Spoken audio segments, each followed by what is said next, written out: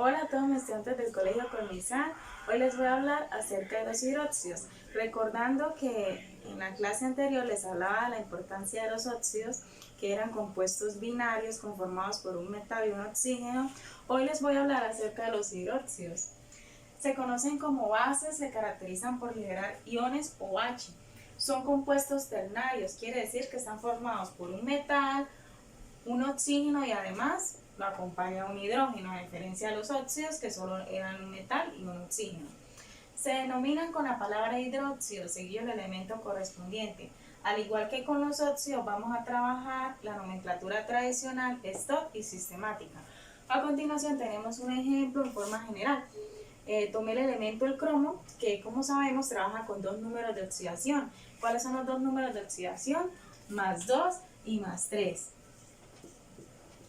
A continuación les acabo de colocar cómo sería la reacción que me va a dar origen a ese compuesto, a ese hidróxido. Entonces tenemos la combinación del óxido, que sería el oxígeno con el cromo, le agregamos el agua para tener el compuesto que vamos a nombrar como hidróxido.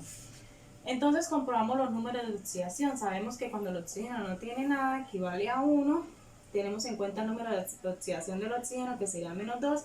Esto me va a dar 2 por 1, 2 negativo. El cromo va a trabajar con más 2, dándome así igual a 0. Sería el número de oxidación del cromo más 2.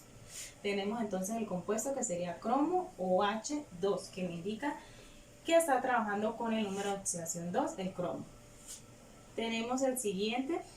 Menos 2 sería el número de oxidación del oxígeno, 3 por 2 es negativo. ¿Con qué trabajaría entonces el cromo? Con más 3 para que me dé 3 por 2, 6 positivo. 6 positivo y 6 negativo me daría 0. Comprobamos entonces que el cromo trabajaría con 3.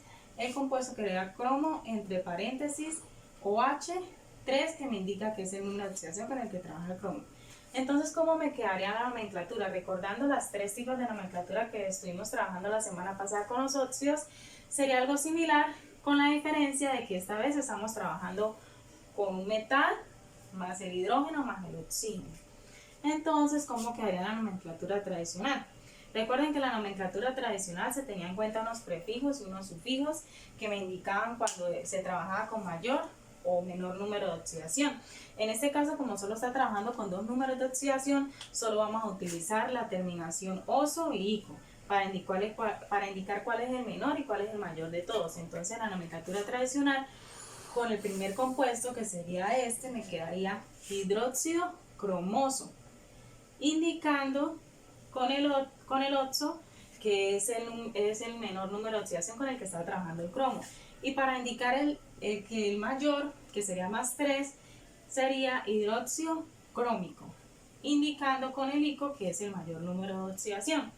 Ahora en las TOP, recordemos que en las TOP simplemente vamos a colocar entre paréntesis el número romano, vamos a indicar el número de oxidación con el que está trabajando este compuesto.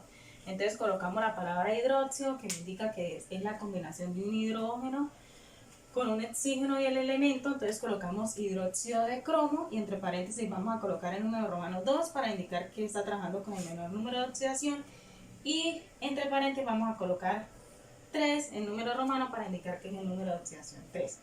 Finalmente, en la sistemática recordamos en la clase anterior que yo les había hecho un cuadro en el cual les indicaba unos prefijos que son mono, di, tri, penta, hexa, que me va a indicar es con cuánto está trabajando el oxígeno como tal. Entonces, en este caso, como tenemos en cuenta es con cuánto está trabajando el oxígeno, como el oxígeno está trabajando con el número 2, que es el número de oxidación, entonces vamos a anteponer la palabra dióxido de cromo para indicar que está trabajando con 2.